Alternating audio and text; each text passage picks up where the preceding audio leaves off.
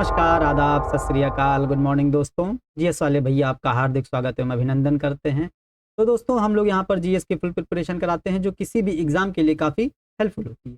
Helpful इसलिए होती है क्योंकि हम लोग पढ़ते हैं इसी तरीके से हैं, पहले थ्योरीज पढ़ते हैं, फिर एमसीक्यू सॉल्व करते हैं, फिर वन लाइनर सॉल्व करते हैं।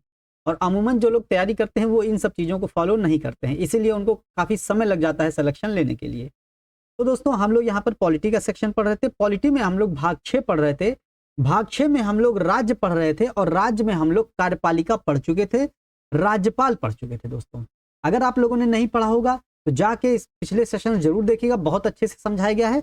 राज्यपाल में हम लोग राज्यपाल की जो विशेष शक्तियां होती हैं, जिसमें हम लोगों ने राज्यपाल के क्षमादान की शक्ति, कार्यपालिकाई शक्ति, प्रशासनिक शक्ति, विधायी शक्ति, वित्तीय शक्ति, अध्यादेश जारी करने की शक्ति, ये सारी चीजें हम लोग देख चुके हैं।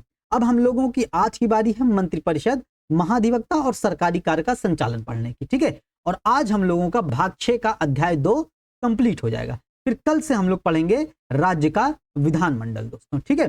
तो हम लोग अब अपने सेशन की ओर आगे बढ़ते हैं, मंत्रिपरिषद की तरफ, ठीक है। मंत्रिपरिषद दोस्तों हमारे राज्य की मंत्रिपरिषद है ये, ठीक है। ध्यान देना है, ये राज्य की मंत्रिपरिषद है, ठीक। राज्य की मंत्रिपरिषद अनुच्छेद 163 में है। ऐसे ही जब हम लोग संघ पढ़ रहे थे, संघ की मंत्रिपरिषद दोस्तों अनुच्छेद 74 है। 74 में जब हम 89 जोड़ते हैं तो हमको प्राप्त हो जाता है 163 दोस्तों, ठीक है। ध्यान देना है 89 यहां पर जुड़ रहा है। और दोस्तों कुछ लोगों को लगता है कि मतलब बहुत सारे अनुच्छेद हैं, कैसे याद होंगे। दोस्तों सारे अनुच्छेद नहीं याद करने हैं, कुछ अनुच्छेद इसमें याद करने हैं। जो जो लिंक हो रहा है कहीं ना कहीं से वो आपको जरूर याद करना है, क्योंकि वो चीज हमको भी याद है। और अगर हमको याद है तो ऐसे बहुत सारे जो कंपटीटर होंगे उनको भी याद होगा, ठीक है। और अगर उनको याद है तो आपको भी याद होना चाहिए, ठीक है। इंपॉर्टेंट है, ठीक। इसलिए अनुच्छेद 163 में क्या कहा जाता है, मंत्रिपरिषद के बारे में प्रावधान है, राज्य की मंत्रिपरिषद, ठीक है। संघ की मंत्रिपरिषद अनुच्छेद 74 में। और दोनों में एक ही बात की गई है, बस अंतर क्या है, राज्यपाल और मुख्यमंत्री का है, ठीक है। राज्यपाल की जगह संघ में राष्ट्रपति आ जाता है और प्रधानमंत्री आ जाता है। राज्य में यहां राज्यपाल और मुख्यमंत्री आ जाता है, ठीक है। क्या है यहां पर, राज्यपाल की सहायता और सलाह देने के लिए एक मंत्रिपरिषद होगी और जिसका प्रधान कौन होता है, मुख्यमंत्री होता है। और अगर इसी को हम लोग अनुच्छेद 154 से जोड़कर पढ़ते हैं तो अनुच्छेद 154 क्या कहता है कि राज्य की कार्यपालिकाई शक्तियां राज्यपाल में निहित होंगी तथा इसका प्रयोग वह स्वयं या अपने अधीनस्थ अधिकारियों के माध्यम से करता है, ठीक है। तो अधीनस्थ अधिकारी कौन से होते हैं, ये होता है मंत्रिपरिषद दोस्तों, ठीक है। इंपॉर्टेंट है, ध्यान देना है, ठीक। और अनुच्छेद 163 में कहा गया है कि विवेकानुसार कार्य करने को छोड़कर, कल हम लोग राज्यपाल की विवेकी शक्तियां देख रहे थे, तो विवेकी शक्तियों में यही था, विवेकानुसार कार्य करने को छोड़कर राज्यपाल को उसके कार्य के लिए सहायता और सलाह देने के लिए कौन होगी, एक मंत्रिपरिषद होगी। देख रहे हैं दोस्तों कितनी बार रिवीजन हो रहा है। तो जब इतनी बार रिवीजन होता है तो चीजें ऑटोमेटिक याद हो ही जाती हैं और लिंक करके पढ़ना चाहिए। यहां पर हमने देखिए कितनी चीजों को लिंक किया, 163 को, अनुच्छेद 74 को, अनुच्छेद 154 को, है कि नहीं। तो जब इस तरीके से जितनी बार पढ़ेंगे उतनी बार लिंक करेंगे तो उतना अच्छा दिमाग में बैठेगा। ये नहीं कि एक बार में दोस्तों नहीं याद होगा। आप विश्वास मानिए, हम लोग ना तो स्वामी विवेकानंद हैं, ना ही डॉक्टर भीमराव अंबेडकर हैं, ना ही सुभाष चंद्र बोस हैं, क्योंकि आजकल का पर्यावरण, आजकल का खान पान, पानी, हवा सब गंदी हो गई है, तो हमारी दिनचर्या भी गंदी हो गई, तो इतना आसान नहीं है ये सब चीजें, ठीक है। तो इसीलिए थोड़ा सा दिमाग लगाना पड़ेगा, विजुलाइज करना पड़ेगा, कंसंट्रेट करना पड़ेगा, ठीक। ये चीज ध्यान दीजिएगा। अब हम लोग अनुच्छेद 163 में ये हो गया। तो और राज्यपाल को सहायता और सलाह देने के लिए मंत्रिपरिषद होगी। मंत्रिपरिषद ने राज्यपाल को कुछ सलाह दी, लेकिन उस सलाह को दोस्तों जांच न्यायालय में नहीं की जा सकती। उस सलाह की जांच न्यायालय में कतई नहीं की जा सकती, ना ही संघ के संबंध में, ना ही राज्य के संबंध में, कि मंत्रिपरिषद ने राज्यपाल को क्या सलाह दी, इसकी जांच न्यायालय में नहीं की जा सकती है। यह मंत्रिपरिषद में अनुच्छेद 163 के अंतर्गत कहा गया है और उधर संघ में अनुच्छेद 74 के तहत, ठीक। अब अनुच्छेद 164 आ जाता है। अनुच्छेद 164 मंत्रियों के बारे में उपबंध है और उधर ही अनुच्छेद 75 आ जाता है। अनुच्छेद 75 संघ में मंत्रियों के बारे में उपबंध है, ठीक है। जैसे मुख्यमंत्री की नियुक्त राज्यपाल करेगा और अन्य मंत्रियों की नियुक्त मुख्यमंत्री की सलाह पर राज्यपाल करता है, वैसे ही अनुच्छेद 75 में कहा गया है राष्ट्रपति प्रधानमंत्री की नियुक्त करता है और प्रधानमंत्री की सलाह पर अन्य मंत्रियों की नियुक्त राष्ट्रपति करता है। और इसीलिए जो होता है, जब राष्ट्रपति या राज्यपाल मंत्रियों की नियुक्त करते हैं तो इसीलिए जो है मंत्री जो होता है राज्यपाल या राष्ट्रपति के प्रसाद पर्यंत पद धारण करते हैं। मतलब अगर राज्य के मंत्री होंगे तो राज्यपाल के प्रसाद पर्यंत पद धारण करेंगे और संघ के मंत्री होंगे तो राष्ट्रपति के प्रसाद पर्यंत पद धारण करते हैं, ठीक है। और व्यक्तिगत रूप से भी वो राज्य के मंत्री राज्यपाल के प्रति उत्तरदायी होते हैं और संघ के मंत्री राष्ट्रपति के प्रति उत्तरदायी होते हैं व्यक्तिगत रूप से, इसीलिए क्योंकि राष्ट्रपति और राज्यपाल उनकी नियुक्त करते हैं, ठीक है। ये चीज ध्यान दीजिएगा। और राष्ट्रपति और राज्यपाल अगर बोल रहे हैं तो आपको तुरंत ध्यान में आ जाना चाहिए राष्ट्रपति केंद्र के संबंध में और राज्यपाल राज्य के संदर्भ में, ठीक है। इतना ध्यान में आ जाना चाहिए, ठीक। अब ये चीज हो गई, हम लोग देख लिया अनुच्छेद 163 64 में एक चीज राज्य के संदर्भ में एक चीज एक्स्ट्रा है। एक्स्ट्रा क्या है? अब राज्य में जैसे जनजातीय इलाके होते हैं कुछ, ठीक है। जनजातीय इलाकों के विकास के लिए, जनजातीय कल्याण के लिए एक जनजातीय कल्याण के लिए मंत्री भी होते हैं। और जनजातीय कल्याण के लिए मंत्री कहां पर होंगे? जहां पर जनजातियों की संख्या ज्यादा होगी। अब जनजातियों की संख्या कहां ज्यादा होती है? एक बेल्ट आ जाता है, मध्य प्रदेश, बिहार, छत्तीसगढ़, उड़ीसा। बिहार से कट करके झारखंड बना है तो झारखंड आ जाता है, बिहार नहीं है। मध्य प्रदेश, झारखंड, उड़ीसा और छत्तीसगढ़, ये एक बेल्ट आ जाता है। अगर आप इंडिया के मैप में देखेंगे तो ये सब चीजें आपको एक जगह पर दिखाई देती हैं, है कि नहीं? एक ही स्थान पर एक गोले में ऐसे कर देंगे तो आ जाता है, ठीक। ये चीज ध्यान देना है। ये हो गया अनुच्छेद 164 में। अब हमको ये ध्यान देना है 91वां संविधान संशोधन 2003 बहुत इंपॉर्टेंट है, डायरेक्ट एग्जाम में क्वेश्चन पूछा जाता है कि मंत्रियों की अधिकतम संख्या और मंत्रियों की न्यूनतम संख्या के बारे में कौन सा संवैधानिक संशोधन प्रावधान करता है। तो 91वां संवैधानिक संशोधन 2003 के तहत मंत्रियों की अधिकतम संख्या 15% होगी दोस्तों, मतलब 15% से अधिक नहीं होगी मुख्यमंत्री सहित। ऐसे ही 15% संघ के संबंध में भी है, प्रधानमंत्री के सहित मंत्रियों की संख्या 15% से अधिक नहीं होगी। राज्य में विधानसभा के सदस्यों की संख्या का 15% से अधिक नहीं होगी, मतलब 15% से अधिक नहीं होगी, लेकिन 15% किसका? 100 का 15% या राज्य देश की जनसंख्या का, तो वो राज्य में विधानसभा के सदस्यों की संख्या का 15%। मान लीजिए उत्तर प्रदेश विधानसभा में 400 मान लीजिए 400 सीटें मोटा मोटा मान लेते हैं, तो इसका 15% 60 हो जाता है दोस्तों, ठीक है। ध्यान देना है, तो 60 से अधिक नहीं होंगे मंत्रियों की संख्या, मतलब 60 2 62 68 61 62 से अधिक नहीं होती है मंत्रियों की संख्या, ठीक है। ये ध्यान देना है। और न्यूनतम संख्या 12 से कम नहीं होगी मुख्यमंत्री सहित, दोनों में मुख्यमंत्री सहित है, ठीक है। ध्यान देना। ऐसे ही केंद्र के संबंध में है प्रधानमंत्री सहित। लेकिन यहां पर एक चीज पेच है, ध्यान दीजिएगा, ये 12 से कम की जो संख्या है ना दोस्तों, ये केवल और केवल राज्य के संबंध में है, केंद्र के संबंध में नहीं है। बहुत इंपॉर्टेंट है, ध्यान देना है। और इसके कुछ अपवाद भी हैं, वो जब हम क्वेश्चन पढ़ेंगे या वन लाइनर सॉल्व करेंगे उसमें आ जाएगा, ठीक है। ये चीज ध्यान देनी है। ये हो गया। अब इसमें दूसरा पॉइंट क्या? मंत्रिपरिषद राज्य की विधानसभा के प्रति सामूहिक रूप से उत्तरदायी होते हैं। मंत्रिपरिषद राज्य के विधानसभा के प्रति सामूहिक रूप से उत्तरदायी होते हैं, लेकिन मंत्रियों का जो व्यक्तिगत उत्तरदायित्व होता है वो राज्यपाल के प्रति होता है, ठीक है। ध्यान देना है यहां पर। और पद शपथ हम लोग पढ़ते हैं, पद एवं गोपनीयता की शपथ कौन लेते हैं? मंत्री लेते हैं। मंत्री किसकी लेते हैं शपथ? पद एवं गोपनीयता की। राष्ट्रपति किसकी लेते हैं? संविधान की संरक्षण की, ठीक है। ध्यान दीजिएगा, इंपॉर्टेंट है, ठीक। तो यहां पर यह ध्यान देना, शपथ मंत्री को पद ग्रहण करने से पहले शपथ कौन दिलाता है? राज्यपाल दिलाते हैं शपथ। और शपथ किस अनुसूची में है? तीसरी अनुसूची में है, तो तीसरी अनुसूची के तहत शपथ राज्यपाल मंत्रियों को दिलाता है। अब आपको एक चीज यहां पर बतानी है कि तीसरी अनुसूची के तहत किन 3 प्राधिकारियों की शपथ का प्रावधान नहीं है, बहुत बार बता चुके हैं, ठीक है। आप लोग कमेंट सेक्शन में जरूर लिख के बताइएगा। यहां पर यह चीज इंपॉर्टेंट है, ध्यान देना है।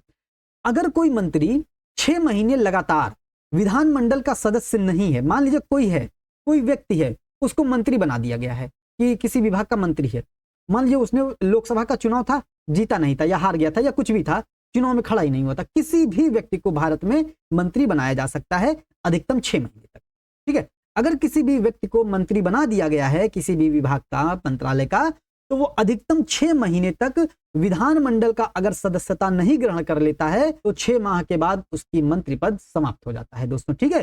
कोई भी व्यक्ति अगर जो है 6 महीने तक विधानमंडल का सदस्य नहीं है तभी तक वह मंत्री पद पर रह सकता है। 6 महीने के बाद उसको विधानमंडल का सदस्य होना अनिवार्य है किसी भी क्षेत्र से, ठीक है। अगर वो विधानमंडल का सदस्य बन जाता है तो मंत्री 6 महीने के बाद बना रहेगा, अन्यथा मंत्री का पद उसका समाप्त हो जाता है, ठीक है। इंपॉर्टेंट है, ध्यान देना है। अब मंत्रियों का वेतन भत्ता दोस्तों राज्य विधानमंडल निर्धारित करता है, और राज्य विधानमंडल निर्धारित करेगा और केंद्र में संसद निर्धारित करता है। और किस अनुसूची में है वेतन भत्ते? दूसरी अनुसूची में। मतलब दोस्तों शपथ तीसरी अनुसूची में है और वेतन भत्ते दूसरी अनुसूची में। कई लोग कंफ्यूज हो जाते हैं, शपथ पहले है कि वेतन भत्ता पहले है कि नहीं। तो यहाँ ध्यान दीजिएगा, मंत्री लोग हैं, राजनेता लोग हैं, तो अपना हित पहले देख लिए, वेतन भत्ता पहली अनुसूची दूसरी अनुसूची में कर दिए, शपथ अपत बाद में देखा जाएगा, अपना पद है क्या, कर्तव्य है क्या नहीं है देखा जाएगा बाद में, तो तीसरी अनुसूची में शपथ कर दिए। हालांकि इसको अदरवाइज नहीं लेना है, संविधान निर्माताओं पर ना चले जाइएगा, ठीक है। तो एक बात बता रहे हैं बस याद करने के लिए, ठीक। पता चला 1949 में चले गए आप लोग, है कि नहीं। मतलब शपथ और वेतन भत्ते बस ये याद करने की चीजें हैं, मतलब इन घटनाओं का जो है वास्तविकता से कोई संबंध नहीं है, ठीक है, बस याद करने के लिए बताएं, ठीक। अब हो गया ये हम लोगों का राज्य की मंत्रिपरिषद। राज्य की मंत्रिपरिषद में हम लोगों को सिर्फ और सिर्फ अनुच्छेद 163 और अनुच्छेद 164 याद रखना है, 91वां संविधान संशोधन, जनजातीय कल्याण हेतु मंत्री याद रखना है, ठीक है, और ये सारी चीजें ध्यान देनी है, बस और कुछ नहीं। अब हम लोग बढ़ते हैं अनुच्छेद 165, राज्य का महाधिवक्ता, ठीक है। अनुच्छेद 163 पढ़ लिए, 164 पढ़ लिए, अब 165 पढ़ेंगे। और वैसे ही उधर अनुच्छेद 74 हो गया, अनुच्छेद 75 हो गया, और अनुच्छेद 76 के अंतर्गत महान्यायवादी आ जाता है, ठीक है, ध्यान देना, महान्यायवादी, ठीक। जैसे राज्य का महाधिवक्ता राज्य सरकार को विधिक मामलों में सलाह देता है और राज्य सरकार का सर्वोच्च विधिक सलाहकार होता है, राज्य सरकार का सर्वोच्च विधिक सलाहकार होता है, उसी के तहत केंद्र में महान्यायवादी अनुच्छेद 76 के तहत केंद्र सरकार का सबसे बड़ा विधिक सलाहकार होता है, ठीक है, ध्यान दीजिएगा। और नियुक्ति राज्य महाधिवक्ता की नियुक्ति कौन करता है, राज्यपाल करते हैं, और महान्यायवादी की नियुक्ति राष्ट्रपति करते हैं दोस्तों, ठीक है। देखिए दोनों को रिलेट हो रहा है, दोनों याद हो रहा है, दोनों ऐसे ही रिवीजन होते हैं दोस्तों, ठीक है। जहां भी इंटरलिंकिंग है तुरंत देखिए। अब देखिए इनकी योग्यता क्या होती है। अब राज्य के हैं तो राज्य के उच्च न्यायालय के न्यायाधीश नियुक्त होने की योग्यता होनी चाहिए, और जो महान्यायवादी होते हैं वो केंद्र के होते हैं तो सर्वोच्च न्यायालय के न्यायाधीश बनने की योग्यता उनकी होनी चाहिए। अब यहां से आप लोग कमेंट सेक्शन में जरूर बताएंगे सर्वोच्च न्यायालय के न्यायाधीश की नियुक्त होने की योग्यता क्या क्या होनी चाहिए, ठीक है दोस्तों। आप लोग कमेंट सेक्शन में लिखेंगे, आप लोगों को याद होगा, आप लोगों का रिवीजन होगा, आप लोगों का ही उसमें हित होगा दोस्तों, ठीक है। ये हो गया। अब कार्यकाल क्या होता है, कार्यकाल इनका राज्यपाल के प्रसाद पर्यंत ये लोग अपना पद धारण करते हैं, ठीक। और वेतन क्या है, इनका वेतन जो होता है, इनका पारिश्रमिक जो होता है वो राज्यपाल के द्वारा निर्धारित किया जाता है। और इनके कार्य में एक कार्य और आ जाता है, राज्यपाल अगर उनको कोई कार्य करने के लिए निर्देशित करते हैं तो राज्यपाल तो महाधिवक्ता उस कार्य को अंजाम देते हैं, ठीक है। राज्य के महाधिवक्ता में इतना ही है। अगर आपने महान्यायवादी नहीं देखा होगा जाके महान्यायवादी जरूर देखिएगा और को रिलेट करिएगा। पीडीएफ इनका हम जो है अपने टेलीग्राम ग्रुप और व्हाट्सएप ग्रुप पर भेज देते हैं, डिस्क्रिप्शन बॉक्स में लिंक दिया रहता है, आप लोग ज्वाइन हो जाइएगा दोस्तों, ठीक है। ये चीज हो गई। अब आज का आखिरी सेशन है सरकारी कार्य का संचालन, अनुच्छेद 166 अनुच्छेद 167 हो गया दोस्तों। मतलब अनुच्छेद देखिए 163, 164, 165, 166, 167, ठीक है, ये हो गया। मतलब उधर अनुच्छेद 74, अनुच्छेद 75, अनुच्छेद 76, अनुच्छेद 77, अनुच्छेद 78 सब देखिए एक लाइन से है, और सब में कितने का अंतर है दोस्तों, 89 का अंतर है। तो बताइए अब अनुच्छेद, अब आप लोग कहेंगे अगर इतना अनुच्छेद याद कैसे होगा, अनुच्छेद तो बहुत है लेकिन याद ऐसे ही होगा, थोड़ा सा तिकड़म लगा के, ठीक है, थोड़ा सा दिमाग लगा के। ऐसे ही कह रहे थे ना कि अगर आप कंसंट्रेट होकर पढ़ेंगे, विजुलाइज करेंगे चीजों को, तो ऑटोमेटिक आपका पढ़ाई से रिलेशन बन जाएगा, फैक्ट से रिलेशन बन जाएगा, रटने की जरूरत नहीं पड़ेगी, ठीक है, चीजें याद हो जाएंगी, ठीक। ये हो गया। सरकारी कार्य का संचालन देखते हैं। सरकारी कार्य के संचालन अनुच्छेद 166 167 में है। अनुच्छेद 166 में क्या कह रहा है, राज्य सरकार की समस्त कार्यपालिकाई कार्यवाही राज्यपाल के नाम से की जाएगी, ठीक है। अनुच्छेद 166 कह रहा है, कल भी पढ़ चुके थे, राज्यपाल की कार्यपालिकाई शक्तियों के अंतर्गत ये चीज पढ़ चुके कि राज्य सरकार की समस्त कार्यपालिकाई शक्तियां राज्यपाल में निहित होती हैं, और राज्यपाल मंत्रियों में कार्य के आवंटन के लिए नियम बनाता है। कार्य का आवंटन मंत्रियों में कौन करता है, मुख्यमंत्री करता है, लेकिन कार्य के आवंटन के संबंध में, विभाग के संबंध में नियम कौन बनाता है, राज्यपाल बनाता है। दोनों में अंतर है दोस्तों, ध्यान दीजिएगा, ठीक है। जैसे इधर 166 है, उधर 77 है, 77 में भी उधर भारत सरकार के कार्य का संचालन है दोस्तों, ठीक है, ध्यान दीजिएगा। यहां पर राज्य सरकार की समस्त कार्यपालिकाई कार्रवाई राज्यपाल के नाम से की जाएगी, ठीक, ध्यान देना है। और समस्त कार्यपालिकाई कार्रवाई का विस्तार अनुच्छेद 100, बहुत सही, अनुच्छेद 162 में है, राज्य सरकार की कार्यपालिकाई शक्ति का विस्तार। और राज्य सरकार की कार्यपालिकाई शक्ति का विस्तार कहां तक होगा, जहां तक राज्य विधानमंडल को, बहुत बढ़िया, विधि बनाने का अधिकार होगा। और राज्य विधानमंडल को विधि बनाने का अधिकार किन विषयों पर होगा, या तो राज्य सूची के विषय पर या तो समवर्ती सूची के विषय पर। ठीक है, ये चीज यहां से ऐसे रिलेट करके पढ़ाई होती है। ठीक, ये हो गया। अब हम लोग देखते हैं अनुच्छेद 167, बहुत इंपॉर्टेंट है। जैसे अनुच्छेद उधर 78 है केंद्र में, वैसे ही राज्य में 167 है। अब देखिए कैसे है। देखिए, राज्यपाल को जानकारी देने के संबंध में मुख्यमंत्री के कर्तव्य। मुख्यमंत्री मंत्रिपरिषद का प्रधान होता है, मंत्रिपरिषद का मुखिया होता है। मंत्रिपरिषद संसदीय प्रणाली में जो चाहे वो काम कर सकती है। इसीलिए मुख्यमंत्री, संविधान निर्माताओं ने मुख्यमंत्री और प्रधानमंत्री के कुछ कर्तव्य निर्धारित कर दिए हैं कि आप जो काम करेंगे, आप प्रशासन संबंधी और विधान संबंधी जो काम करेंगे, मंत्रिपरिषद उन सभी निर्णय को मंत्रिपरिषद के उन सभी निर्णय को मुख्यमंत्री राज्यपाल को देता है दोस्तों। ठीक है, मतलब अनुच्छेद 167 और अनुच्छेद 78 क्रमशः राज्यपाल और राष्ट्रपति को जानकारी देने के संबंध में मुख्यमंत्री और प्रधानमंत्री के कर्तव्य की बात करता है कि मंत्रिपरिषद तानाशाह ना हो जाए। इसीलिए आप जो काम करेंगे प्रशासन संबंधी और विधान संबंधी, वो बात आप महामहिम को बताएंगे दोस्तों। ठीक है, और अगर महामहिम को नहीं बताते हैं तो दूसरी बात कह दी गई है, प्रशासन और विधान संबंधी राज्यपाल जो जानकारी मांगेंगे मुख्यमंत्री देंगे। ठीक है, मतलब यहां भी कह दिया गया है, कोई आप मतलब नहीं कर सकते हैं मनमानी। ठीक है, ये चीज हो गई। ठीक है, ये बात हो गई यहां पर। अब तीसरी बात इसमें यह है कि मंत्री है, मान लीजिए कोई मंत्री है, मंत्री ने कुछ विचार किया, कुछ निश्चय किया कि उसको कोई उनका विचार है, कोई मत है कि उसको मंत्रिपरिषद के सम्मुख प्रस्तुत किया जाए, लेकिन मंत्रिपरिषद उस पर विचार नहीं करती, कहती हटाओ, तुम्हारा विचार जो है विचार लायक नहीं है। ठीक है, उसको हटा देती है।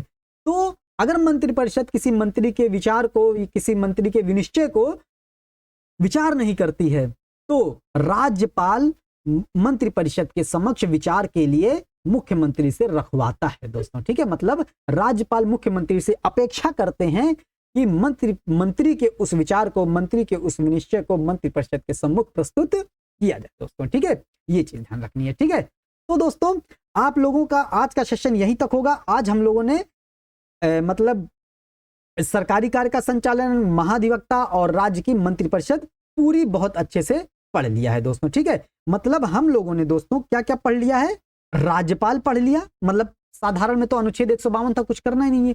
कार्यपालिका पढ़ लिया, राज्यपाल पढ़ लिया, मंत्रिपरिषद, महाधिवक्ता, सरकारी कार्य का संचालन पढ़ लिया। मतलब अध्याय 2 अच्छे से हम लोगों का कंप्लीट हो गया है। इसको बार बार रिवीजन करिएगा, क्वेश्चन पूछा जाता है दोस्तों यहीं से। ठीक है, इंपॉर्टेंट है। अब और इसको राष्ट्रपति से, संघ से रिलेट करके पढ़िएगा, तब और अच्छे से समझ में आएगा और अच्छे से याद होगा। ठीक, और अच्छे से कॉन्सेप्ट भी क्लियर होगा। ठीक है, अब हम लोगों का कल की बारी है राज्य विधान मंडल के बारे में। राज्य विधान मंडल के बारे में हम लोग कल पढ़ेंगे दोस्तों। ठीक है, तो दोस्तों उम्मीद करते हैं सेशन आपको पसंद आता होगा। सेशन को लाइक कीजिएगा, शेयर कीजिएगा, सब्सक्राइब कीजिएगा। मिलते हैं अगले सेशन में। जय हिंद, जय भारत।